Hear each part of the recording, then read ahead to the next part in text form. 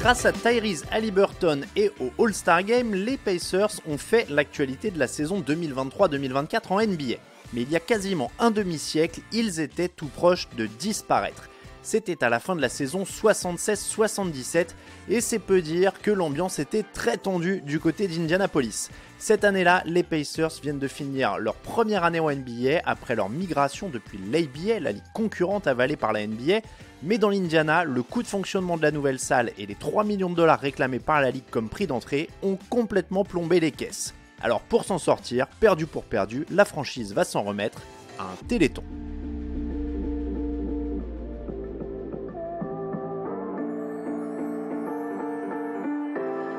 En ce mois de juin 1977, la carte de crédit des Indiana Pacers n'est plus acceptée nulle part. Les salariés ne sont plus payés depuis 3 ou 4 semaines, le manager et coach Slick Leonard est même obligé de s'adresser aux employés pour leur demander d'être patients. Tous les joueurs, sauf un, ont également accepté de recevoir leur salaire plus tard. Mais il faut vite trouver une solution.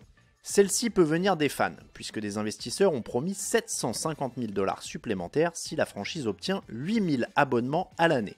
Pour un club qui vient de finir avec 36 victoires et qui ne possède pas de stars dans son effectif, c'est compliqué. Et surtout, le temps passe. Comment faire pour convaincre des centaines d'abonnés en quelques jours ? Sandy Knapp, alors en charge des relations publiques au club, et Nancy Leonard, l'épouse du coach, pensent à un téléthon télévisé. Oui, un téléthon comme il en existe en France chaque année pour recueillir des fonds pour financer des projets de recherche sur les maladies génétiques. L'idée est un peu folle et totalement expérimentale. Elle est d'ailleurs unique dans l'histoire de la Ligue. Les gars, nous sommes dans le pétrin, lance Nancy Leonard au staff de 13 personnes qu'elle a réunies pour organiser l'événement.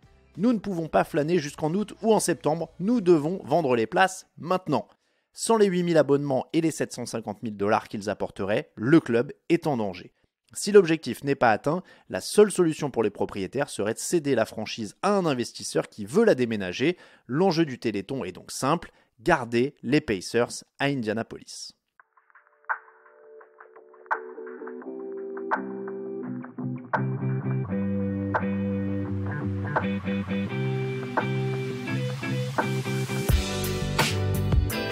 Si l'enjeu est simple, la réalisation est beaucoup plus complexe. Le meilleur moment pour organiser ce marathon télévisuel, c'est le 4 juillet, jour de la fête nationale américaine.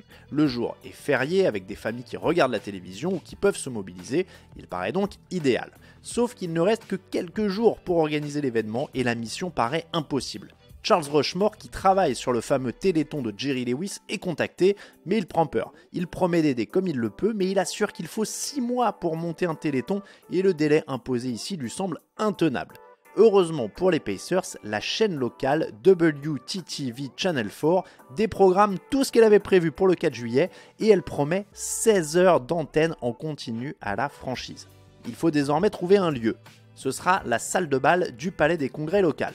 Des musiciens acceptent de venir jouer pendant le show télévisé, alors que le gouverneur Otis Bowen, le coach de la fac d'Indiana Bob Knight, le coach de la fac de Purdue Fred Schoss et l'ancienne star de l'équipe George McGuinness se déplacent tous pour tenter de convaincre les fans de s'abonner ou de donner de l'argent en fonction de leurs moyens. C'était une expérience remarquable, se souvient Sandy Knapp. Ça a été un tel ascenseur émotionnel, c'est comme si le temps s'était arrêté, comme s'il était suspendu dans les airs. Nous avons travaillé tellement dur, nous étions épuisés physiquement et mentalement, tout était plus intense, comme si nos sens étaient en feu. Il faut dire que rien n'a été épargné à la franchise. Alors que l'équipe a pris l'antenne à 10h du soir le 3 juillet, elle se rapproche du but et du gong final fixé à 14h30 le 4 juillet. Mais à 12h30, le staff se rend compte qu'un bug informatique a surévalué les ventes et ajouté 822 tickets en trop. Alors qu'ils pensaient avoir vendu 7552 abonnements sur les 8000 espérés, les Pacers découvrent qu'ils n'en sont en fait qu'à 6730 et il reste moins de 2 heures. En 14 heures de direct, la franchise n'a vendu que 1000 abonnements puisqu'elle en avait déjà 5720 avant que l'expérience ne commence. Il faut donc réaliser l'impossible et vendre les 1300 abonnements manquants en moins de 2 heures. L'ambiance dans la salle est très tendue. Finalement, à 10 minutes du gong final, Nancy Leonard fait l'annonce que tout le monde attendait, des sanglots dans la voix. Nous en sommes à 8028. We're at 8,028.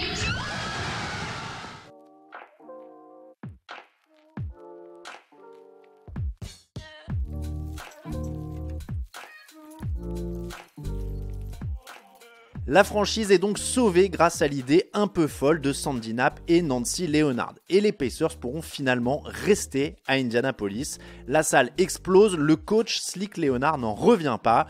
Quelque chose comme ça ne peut arriver que dans l'Indiana, assure-t-il. Il n'y a que les campagnards pour réaliser quelque chose comme ça. Les fans ont été fabuleux, ils nous ont soutenus jusqu'au bout.